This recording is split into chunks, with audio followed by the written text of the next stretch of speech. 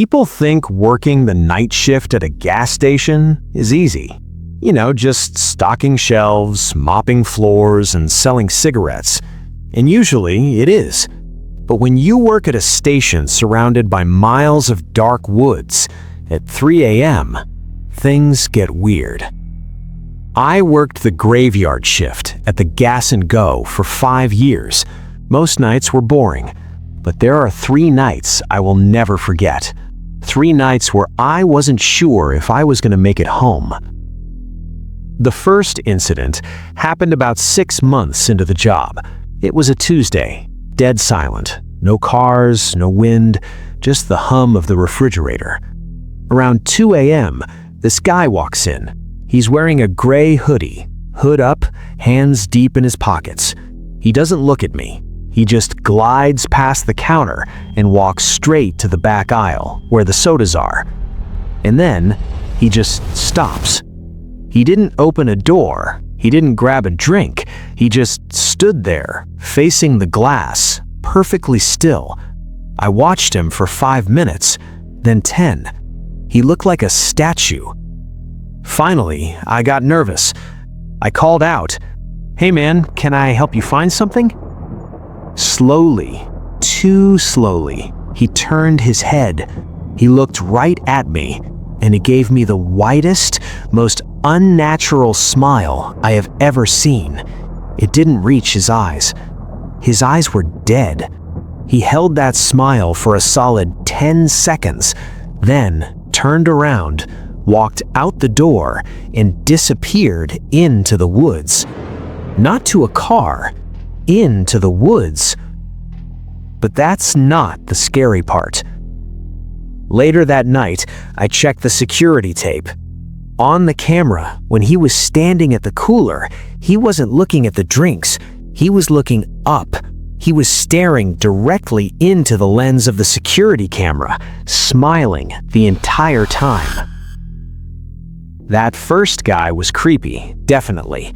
But honestly, I'd take a staring creep over what happened that winter. This was the night that made me realize I wasn't safe. Our station was old.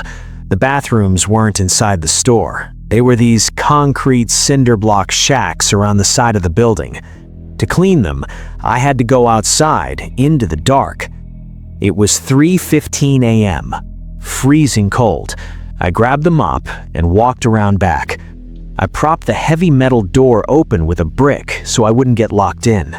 I was scrubbing the sink back to the door when I heard it. Crunch, crunch, crunch.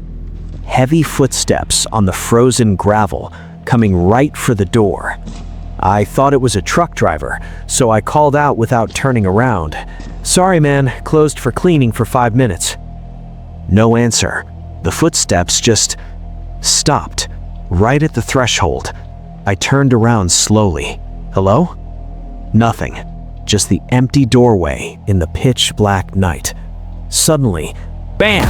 A gust of wind blew the door shut. The brick slid away, and the heavy metal latch clicked into place. I was trapped inside. My heart started hammering. I watched the handle. It started to turn, slowly, downwards. Someone was trying to get in. I panicked. I backed into the toilet stall and locked the flimsy latch. I stared at the gap under the main door. And that's when I saw them.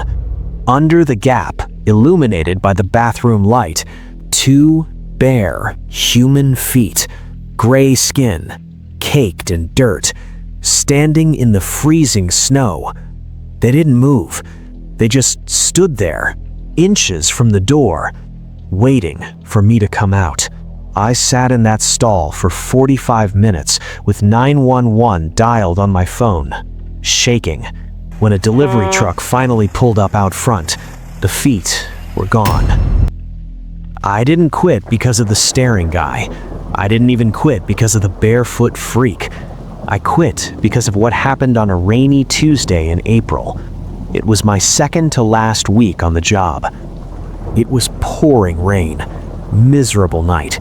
Around 3:45 a.m., a beat-up black sedan pulled into the lot. It didn't park at the pumps. It pulled up right in front of the glass doors. Engine running, lights off. Usually, I'd be annoyed, but this time, the hair on the back of my neck stood up. My stomach dropped. My brain just screamed, "Lock the door." I didn't think. I ran out from behind the counter and slammed the manual lock. The second I locked it, the car doors flew open. Two guys in black hoodies and ski masks jumped out. One had a tire iron. They sprinted at the door full speed. They slammed right into the glass. If I had been 2 seconds slower, they would have been inside. The guy with the tire iron didn't yell. He just stopped. He put his face right up to the wet glass. He looked at me, shivering on the other side, and just tapped the tire iron against the window.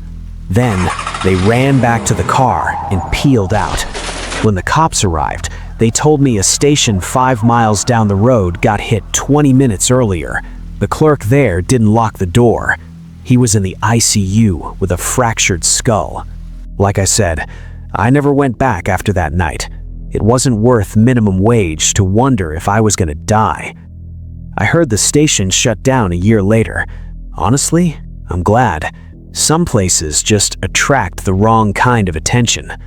Let me know in the comments, would you have opened the door for that first guy, or would you have locked it like I did? Stay safe out there. And if you're driving late at night, maybe just keep driving.